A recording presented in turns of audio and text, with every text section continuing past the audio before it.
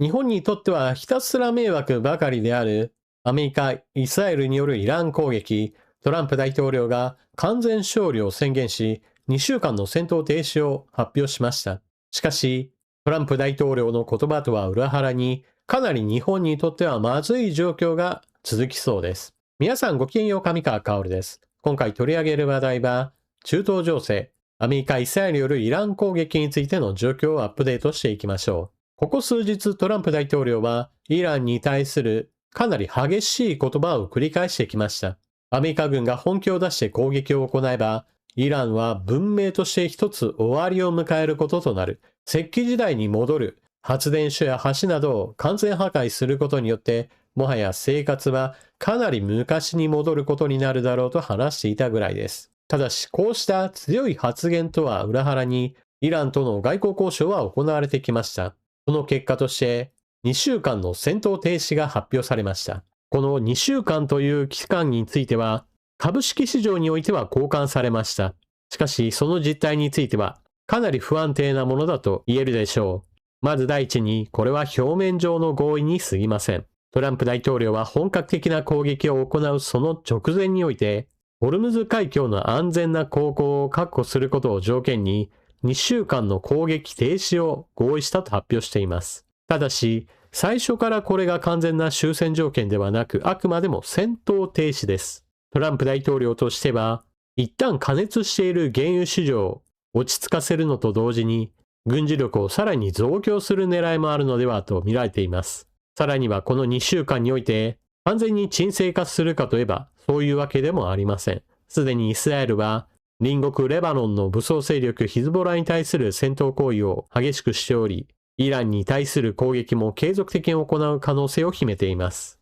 前日まで激しい攻撃を行っていたアメリカ、戦闘停止に至るまでの外交交渉においては、かなりギリギリの話し合いが行われていたと見られています。停戦については即時発効、アメリカ側からはホルムズ海峡の完全で即時安全な解放。ところが、イラン側の主張は全く異なります。アメリカの攻撃停止と10項目の提案を掲げたとされています。両者の意見にはかなりの隔たりがあることから、間に入った仲介者パキスタンが双方の意見をすり合わせた上で、一旦戦闘停止を合意したとしており、両者の意見が完全に合致したわけではないとも述べています。ただしこの2週間の間にどれだけ話し合いが詰められるかは、かなり危うい状況です。そもそも両者の意見はかなり異なっていて、お互いに勝利を宣言している状態です。トランプ大統領は完全勝利だ、疑いの余地はないとしています。この強い発言を受けて、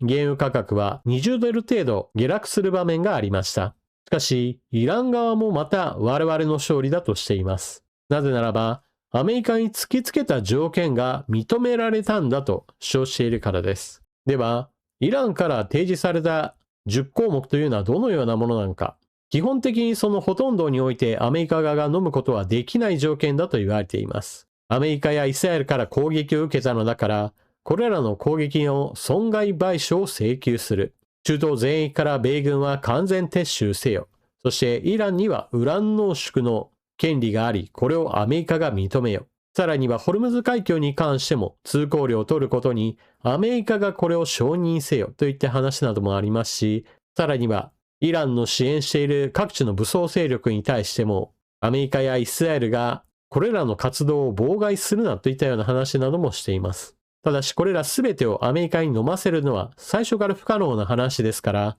間に入ったパキスタンが全ての条件で合意しないままにまずは一旦停止といった話し合いの期間を設けることに集中したわけです。そしてイラン側が主張しているホルムズ海峡の通行料、これがアメリカにではなく日本に対して非常に大きな問題となります。イランとしてはこれまで国際海峡として多くの船が目の前で行き交いをしていたわけですが、そこはあくまでもイランの領有物ではありませんから通行することに関してお金を取ることはできませんでした。しかし、今回イランはアメリカ・イスラエルから攻撃を受けたんだから、この復興資金として、権益として通行料を取るということを求めています。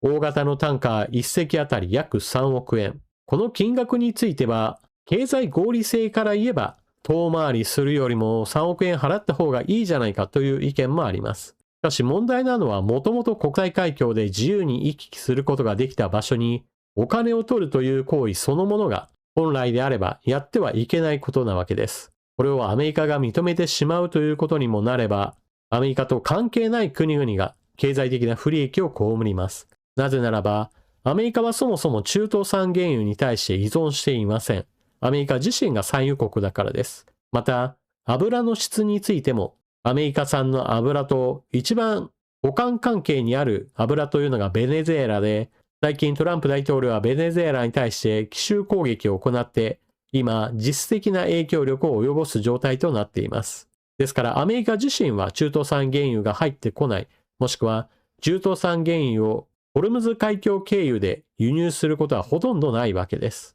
ですからアメリカ自身は痛まないから、こうしたイラン側の主張を受け入れてしまう可能性があるわけです。一方で、イラン内部における政治闘争も見ておかなければなりません。今回外国交渉として戦闘停止の話が成立したわけですが、これがどこまで履行できるかどうかという問題もあります。アメリカ・イスラエルによる攻撃によって従来の指導者層はかなりの人物が殺害されています。その代わり大きな力を持っているのは、やはり軍事力を背景とした組織であるイスラム革命防衛隊です。イランには国軍と行政を代表する大統領がいますが、革命防衛隊は国軍よりもより多くの軍事予算を持っていますし、また軍需産業そのものもその傘下に持っています。ですから国軍や行政よりもむしろ一つの独立組織として強い状態なわけです。さらに現在最高指導者として後継に就任したとされるモジタバ氏ですが、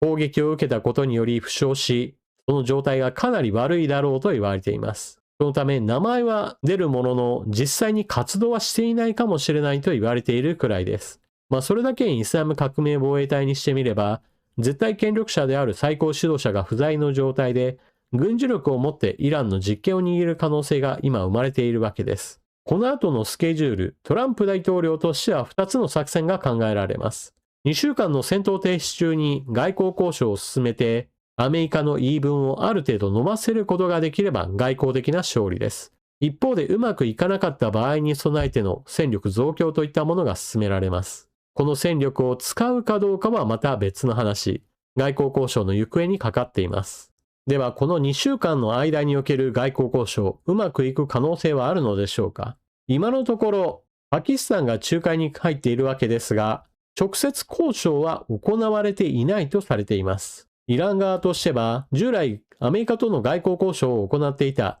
ウィトコフ氏やフシュナー氏では全く信頼できないとして、今回の攻撃作戦に消極的だったバンス副大統領を指名しています。ただし、トランプ政権下におけるバンス副大統領は、それほど強い力を持っているわけではありません。結局のところトランプ政権はトランプ大統領の一存によって左右されているものであり、この外交交渉が実りあるものになるかは疑わしいとされています。ただ、今回のトランプ大統領の動向を見て、少なくともトランプ大統領はこれ以上は状況をエスカレーションさせることは避けたかったのは明らかだろうとして、原油市場、特に先物市場においては上昇ではなく、これからは事態が落ち着く方向になるだろうとして右肩下がりの状況となっています。これは従来の常識、先進国は長期間の戦争を望まないだろうという、いわば近年における考え方が染みついており、果たしてトランプ大統領が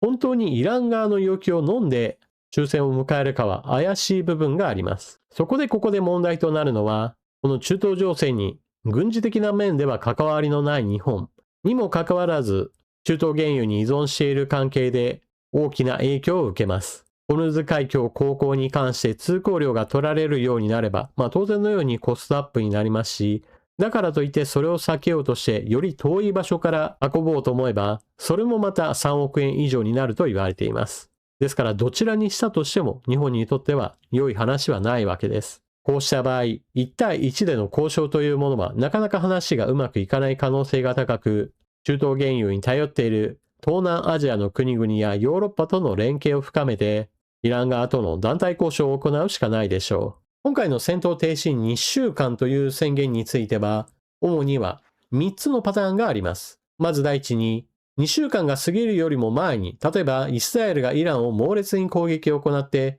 戦闘停止は何だったんだという具合にして、あっという間に戦闘が再開するというパターン。もう一つが、2025年アメリカ・イスラエルがイラン攻撃を行った時と同様に、とにかく一方的に勝利宣言を行って、もう攻撃目標は破壊したんだから、アメリカ・イスラエルによる攻撃はここでやめといてやろうという具合にして、なんとなくうやむやのままに終わらせるパターン。ただしここにおいては、ホルムズ海峡のタンカー航行でお金を取るというイランの話だけが残って、日本をはじめとしたアジア諸国が不利益を被るという悪い遺産が残る可能性があります。3つ目のパターンというのが、この2週間の戦闘停止期間というのは、とにかくひたすら戦力を増強するのにトランプ大統領が集中して、戦闘停止明けにもっと激しい攻撃を行うというパターン。基本的に3つのパターンについてはどれは発生したとしてもおかしくはありません。3つ目のパターンについて言えば、イランに対する外交的な圧力を高めるための軍事力の集積というパターンもあるからです。現在のところイランが求めている条件というものは、非常にアメリカにとって受け入れがたいものが多いことから、すり合わせが困難です。ですから、うやむやにしてなんとなく両者勝利宣言をして、誰もすっきりしない状態で状況が進んでいくという、よくわからない状況に陥る可能性が確率としては一番高いと見られています。あなたは今回の戦闘停止2週間という発表をどのように受け止めたでしょうか。ぜひともコメントしていってください。それでは動画は最後までご視聴いただきありがとうございました。チャンネル登録していない方はぜひともこの機会にチャンネル登録よろしくお願いします。それでは次の動画でまたお目にかかりましょう。またね。